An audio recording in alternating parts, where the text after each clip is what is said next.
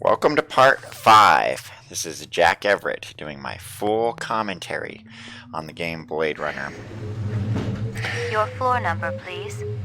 And we left off going to Hawker's Circle and McCoy saying that it had been a waste of time.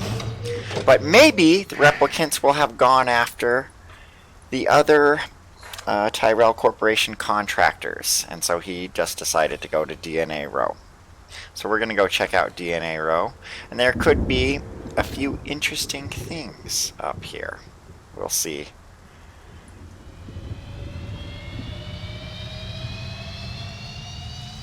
Alright, this scene is sort of from the movie. There's not as many bicycles in the video game as there are in the movie, but we do get the bikes. So there's actually a few things. We'll see Choose Iworks over here from the movie, but we're not going to go there quite yet. Instead, we're going to go this way, across the street from Choose Iworks, and we're going to go into Dermo Design. I'm just going to save real quick here, just in case things get broken. What's going on? Who did this? Help me, sir. Please, help me. It is going to blow. Run! Run! Alright, so this is Miraji. Now, I found that if you want to save Miraji's life, you need to run to the bottom right-hand corner of the screen, and you have to shoot his handcuffs like I did there. Now, there's a few things about this. If you just play Blade Runner on a modern computer running at full speed, you won't be able to save Miraji's life. But I have a fan patch installed that limits the game to 60 frames per second, and so I can save Miraji's life. If you don't have that patch installed, you won't be able to save McCoy's life. So you need to find that patch. And if you do Miraji's life. Now, if you do save his life, you can talk to him. Hold on, an ambulance will be coming. You must warn the twins. Up there. Up the stairs. The twins? Did they do this? No. Tall man with dreadlocks. The bomber. And another with beard. Piercing eyes. What did they want? The DNA information. God forgive me. I told them about the twins. Don't shoot. McCoy, Rep Detect, BR 61661. What do you know about this? Got a dead man here, victim of an explosion. His name was Miraji. He was able to give me a description of the two perps just before he bought the farm. Yeah? They skin jobs? Or you just in the right place at the wrong time? I'm practically waxing their tails, officer. I'm that close. But I don't have a lot of time. You mind, Mopping up here? Just do me a favor and kick some rep ass, okay? It's high time someone got them illegals off the street. Appreciate it. This is 32 Sector 3 reporting a homicide, possible act of terrorism. Alright, I just want to reiterate, if you want to save Miraji's life, it's easiest to run to this lower right-hand corner here. Otherwise, there's the possibility of McCoy getting hit by the explosion and killed, or the possibility of Miraji getting killed before you have a chance to talk to him. Not that he really said that much interesting. You got a sheet or something we could cover him with? Nah, nothing. Cold Cup boys have been dragging ass. Alright, that was weird. Don't miss anything. There ain't nothing left, detective. Okay, so we can go back into Dermo Designs and McCoy will have some stuff to say. The guy who'd set the bomb had been sloppy. He kept the charge small enough to leave the wall standing. If he just wanted to take out Miraji, this was overkill. If my instincts were right, he was the same Joker who lit up the Tyrell building. Dangerous, but still an amateur. Alright, so this pretty much confirms that Sadiq is going to be human in this playthrough. If Sadiq had been a replicant, McCoy would have said the bomber was an expert. But he said the bomber was sloppy, so we know that Sadiq is human. Locked. No way through here. And actually, let's just go ahead and look at the clues for the suspects. So here's Sadiq, and if we uncheck everything but not replicant, The guy who'd set the bomb had been sloppy. He kept the charge small enough to leave the wall. So we got the amateur bomber clue there for Sadiq. Now, it never matters if you know if Sadiq is a bomber or not. Alright, so we're going to go ahead and go up here and find some more clues. So here's an interesting one. I like this. This is just, McCoy will have some comments to say about the vid phone. There's a lot of irony going on here. The vid phone was one of those old Zenith jobs, the last electronic tech that was still produced on this continent, in Mexico to be exact. No wonder the sucker was on the blink. Alright, so McCoy is making fun of the vid phone, and there are a lot of reasons why. Keep in mind, this game came out in 97, but in the movie, which takes place this year, 2019, people use vid phones to call each other, like Deckard calls Rachel on the vid phone. But in real 2019, vid phones fit in your pocket because you could just do FaceTime on your iPhone or whatever. Alright, anyway, I just wanted to point that out. But McCoy also says that this thing is on the blink. And then we can click here on this keyboard. And he has nothing interesting to say. But we can click on this messaging machine right here. Hello, Luther. Hello, Lance. You have no new messages and one saved voice-only message. Would you like to hear the saved message again? Absolutely. Hello, it's JF Sebastian. I hope you guys are all right. I tried to talk to Dr. Terrell about your reemployment, but I haven't been able to get through to him yet. He's kinda angry, and you know what a cool customer he is. I don't know what happened between you guys, but I'm still trying. If you want to get together, I'm still at the Bradbury. I'll be here all night. Message saved automatically. To delete, please state your deletion security number. Not right now. Thanks. The pleasure's all ours at Sino Bell. Alright, so there we actually get our first cameo appearance of JF Sebastian. And if we click on this guy, we'll find a clue. I recognized the logo on the envelope. It was definitely Runsitter's animal sales, but I didn't expect to find hundreds of chinion inside. I didn't know what it was for, but I'd bet the farm it wasn't on Runsitter's books.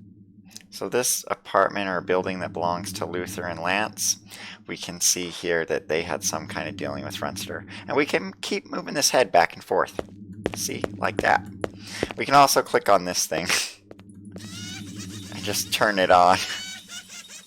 And if we leave, it'll just keep running the whole time. And there's nothing more to do up there. So now we'll go ahead and visit Chew over on the other side of the street. Actually, we might get lucky. Sometimes Gordo shows up here. A lot of times he doesn't, though. So we'll see. Yeah, no Gordo, unfortunately.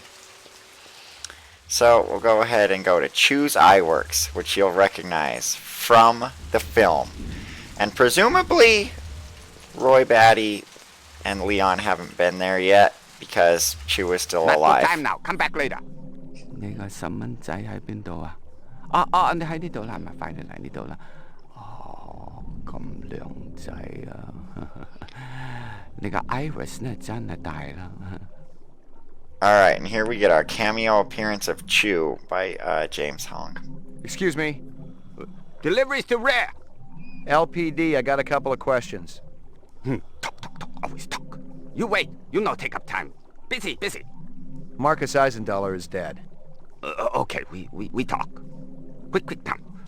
What you want? This whole conversation is just really bizarre. You were close to Eisendaler? Eisendaler? No time for him. No go to lab.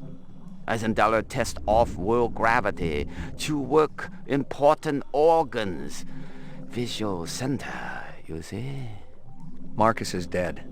To work hard all night, all day, no stop, no break, no OT. Did you hear me? Of course I hear you. You think I'm deaf? Your time more important, huh? Eisendaler dead. Maraji may be dead. You out chasing skirts. Maraji? You eat supper with Maraji every night, no fail. Sometimes Chinese, sometimes Indian, sometimes home cooked. Sometimes we go up and eat with twins. Maraji didn't show? Did you call him? Call. I knock. 10 minutes ago, door locked. No answer. Where you come from, huh? What? Nothing. Alright, so that just made no sense right there, because he's like, I knocked 10 minutes ago and the door was locked. And McCoy just walked right in there, so I don't know what was up with Chew. Oh, never mind, I think I figured it out. It's 'cause Sadiq was there at the time. Alright. Listen to me. Busy. You not delivery man. You go away. Distraction all day long. Never stop. Loud noises on the street. Beep, boom, boom, boom. Always make me drop eyes. That'd be Dermo design burning to the ground. Oh? What of Marathi? He didn't make it. You leave now, okay? Very busy. Must work.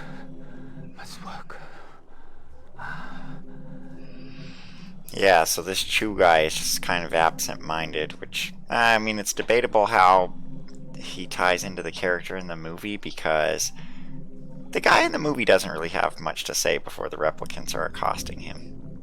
So anyway, we can ask him about a lot of stuff. If we ask him about Lance's envelope, he won't even really know much. What about this Lance? What kind of guy is he?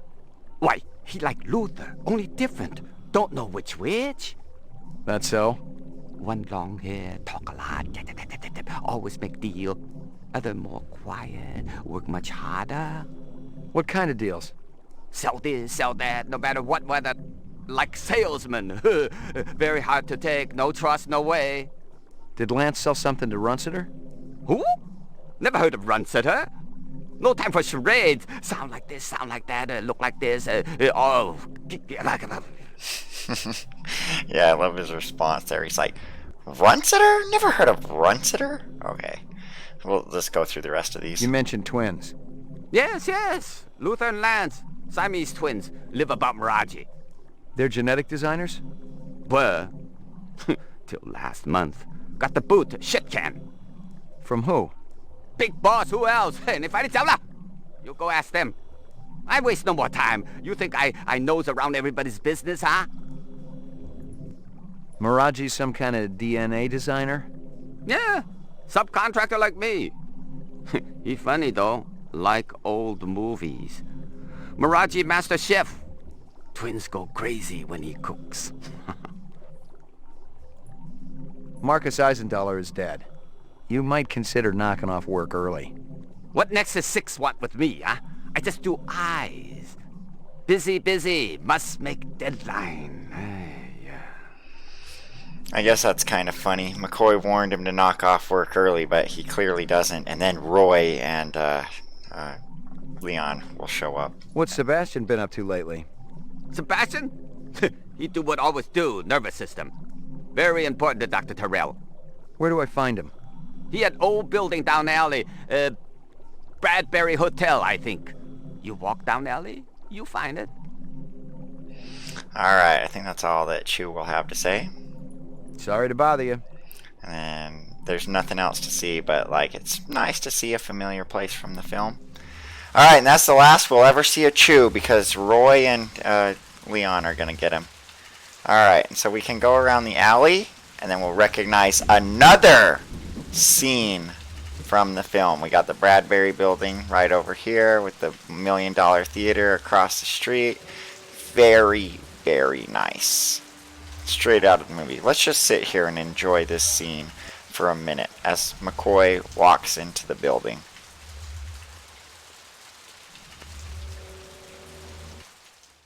And then there are 2 possible routes here. We can go in this elevator here, or we can go this way. But we have to go in the elevator. I highly recommend going in the elevator. And I will show you why.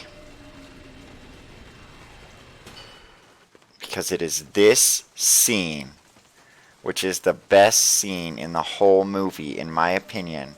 But instead of it being Roy walking down this hallway, we get Ray McCoy. I mean, just take a moment to appreciate how beautiful that this scene is. Oh, I need to go back. I had McCoy walk out of it too soon. So, I'm just going to have McCoy stand here and just appreciate the lighting of this scene. Like, notice how the light flies across McCoy.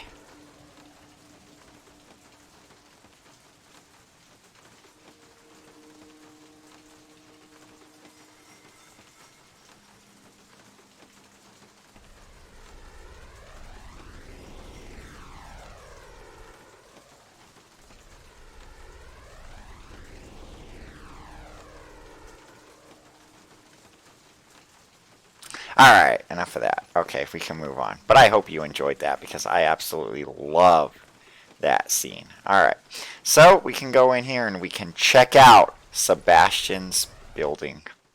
Hello. And what the heck do we got here? We got, which one is this? Kaiser? It was some kind of freakish toy, half mechanical, half organic. Rep technology for sure, but no one was going to give me any retirement bonus for it. And then we got a bear over here. It was some kind of freakish toy, half mechanical, half organic. But McCoy says the same thing about both of them. But no one was going to give me any retirement bonus for it. It'd be funny to like retire it. You can't though. See, I can't do anything with my gun there. Alright, and then there's no other junk we can pick on. But like, it looks straight out of the movie. It's awesome.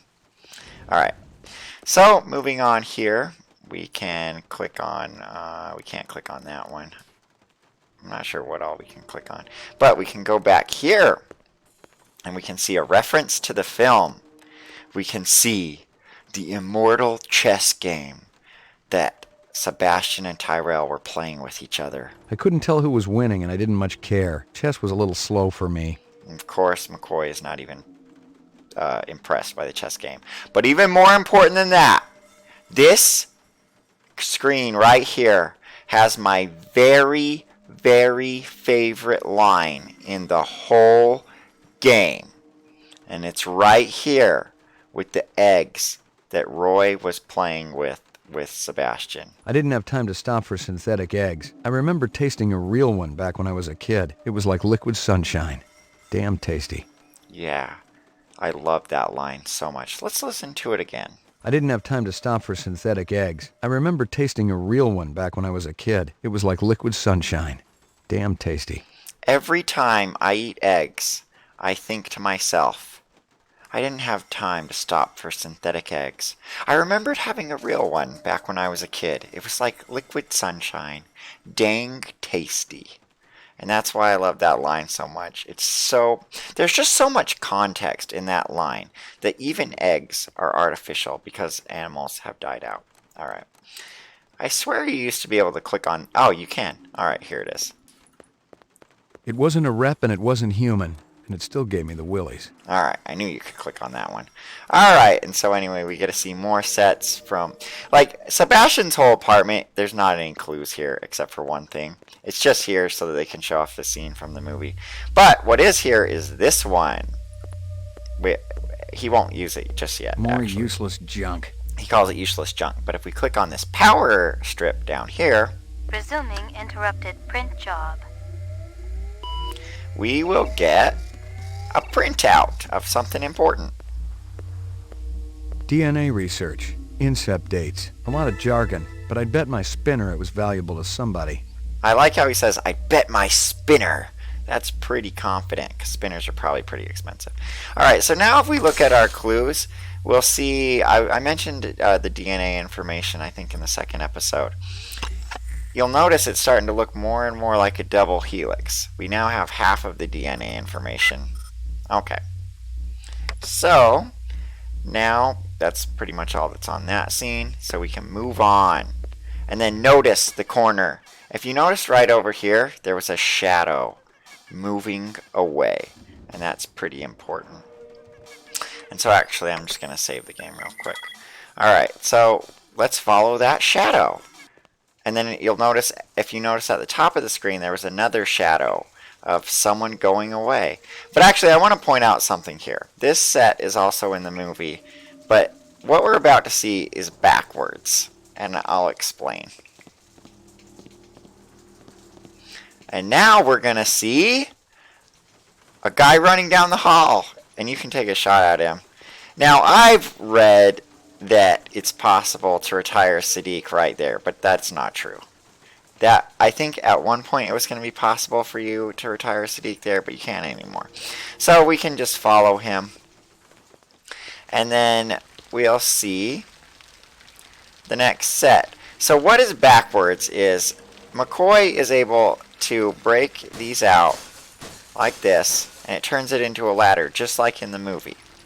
But if I recall correctly, the stairs next to the tub and all the leaking water comes after Deckard climbs up that the cabinet here, or whatever this thing is. So when we climb up there, it is going to end this act. We'll have finished doing our investigation. And so for that reason, I'm going to call this episode good, because it's going to go into a cutscene.